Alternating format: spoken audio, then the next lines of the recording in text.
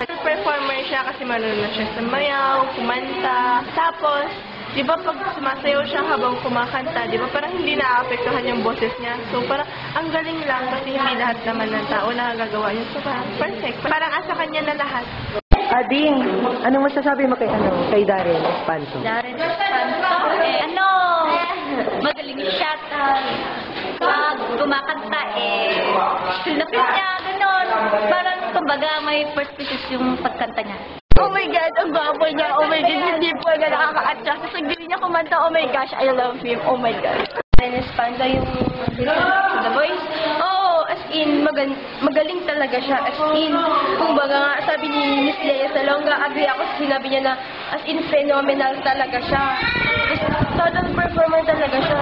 Oo, fan ako niya, pero kahit naman hindi siguro niya ako fan ma-appreciate ko talaga yung galing niya sa pagkanta. Tapos yung pagiging humble niya, yun talaga yung pumukaw sa puso ako dahil sa kanya. Kaya yun lang, yun lang yung masasabi ko kay Darren. Darren, magaling siya sumayaw. Gaya lang ni Enrique, galing-galing talaga nilang sumayaw. At pag laging nag-online ako sa Twitter, lagi kong nakikita yung meme niya sa trending list. Pinag-uusapan talaga yung Darren na yan. Kasi syempre, sobrang talagang galing niya. And then, total performer, phenomenal artist, and lahat na talaga nasa kanya. So, sobrang galing niya.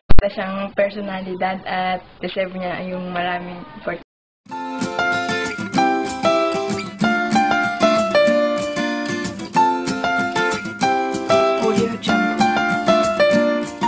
Since first we showed what was so tremendous, virtuous, thoughtful, with a fabulous, are the impact. Your grace and it is a fact. You deep captivated me. You got the personality. You are beyond what's wildest dream. You born love and measure. You born grace and safety. You born everything we need. Over me, day and night, and His name always friend. Daddy, Darren, that makes it great and really fantastic. You're the one and only one. You're our endless bright.